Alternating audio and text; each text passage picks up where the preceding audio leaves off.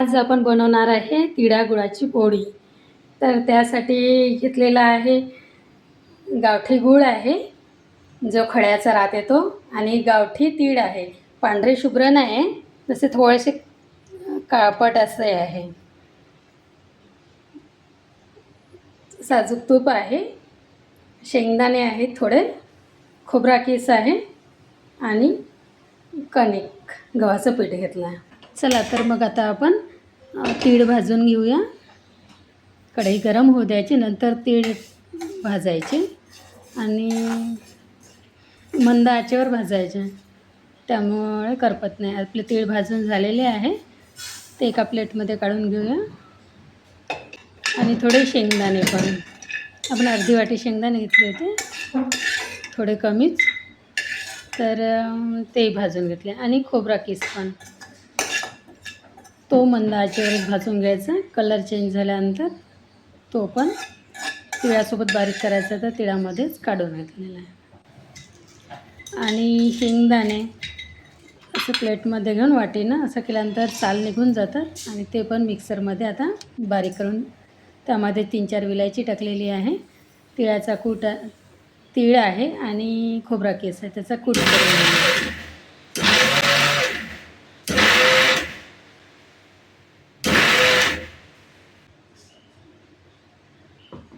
तिळाचा कूट एकदम बारीक नाही करायचा आहे, थोडंसं जाडसरच ठेवायचं आहे.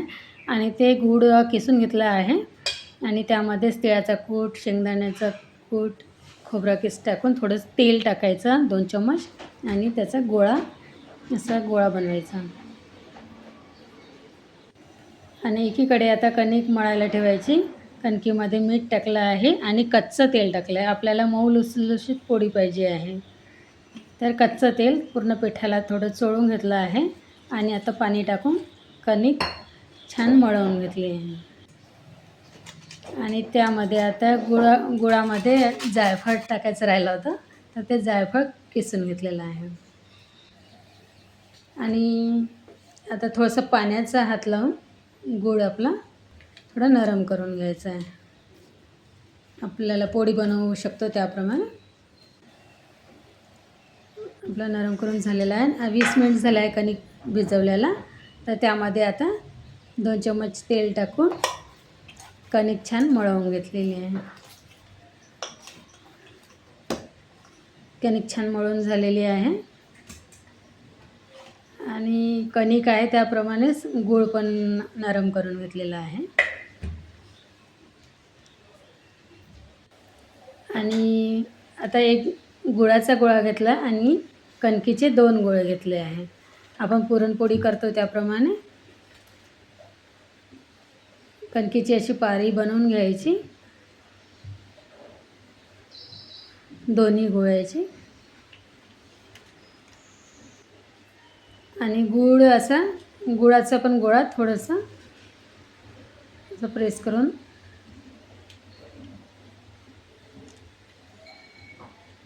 त्यावर ही पारी ठेवून बिलकुल किंचित काठं असे पॅक करून घ्यायचे, दोन्ही गोळे आपण पुरणपोळी करतो त्याप्रमाणे बिलकुल बारीकमध्ये काठं पॅक करायचे, बंद करायचे. आणि बंद केलेल्या कडा त्या आतल्या भागाने असं प्रेस करत आणायचं, म्हणजे काठापर्यंत गूळ जातो आपला. आणि किती छान हलक्या हाताने सरकत आहे ना पोळी. थोडं पीठ लावायचं वाटलं तर.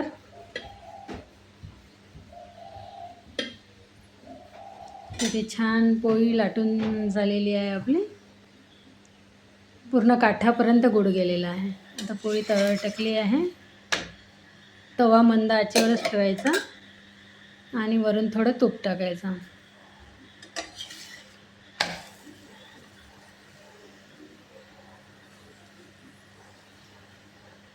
पूर्ण काठापर्यंत गूळ गेल्यामुळे पोळी ते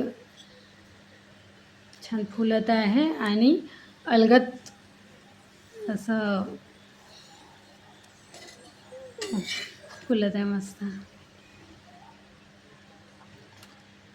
मस्त लुसलुशीत अशी पोळी आपली तयार पण झाली आहे.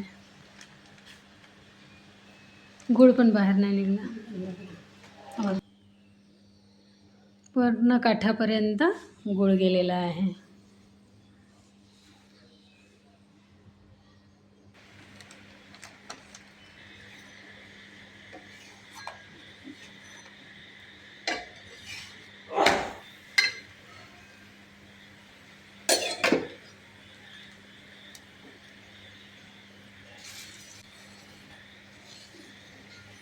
पूर्ण पोळीला पूर्ण काठापर्यंत गुळ गेलेला आहे आणि गुळ पण बाहेर नाही निघाला आहे. आणि फुलत पण मस्त आहे.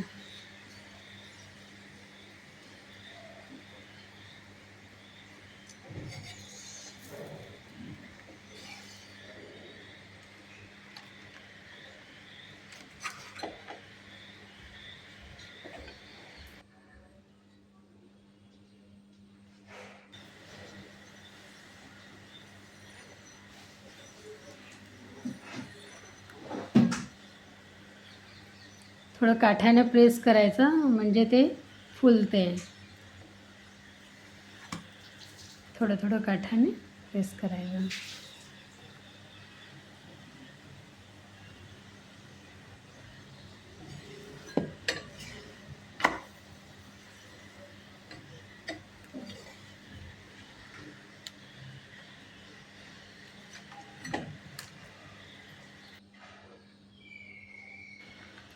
तयार आहे आपल्या तिळागुळाच्या पोळ्या. अजिबात गुळ बाहेर नाही निघालेला आहे.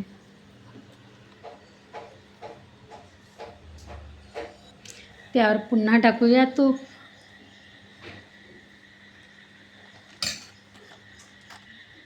तयार आहे आपली गुळाची पोळी. गुळ अजिबात बाहेर नाही निघाला कोणत्याच पोळीमधून. पूर्ण क्लिअर आहे, गुळ अजिबात निघालेला नाही.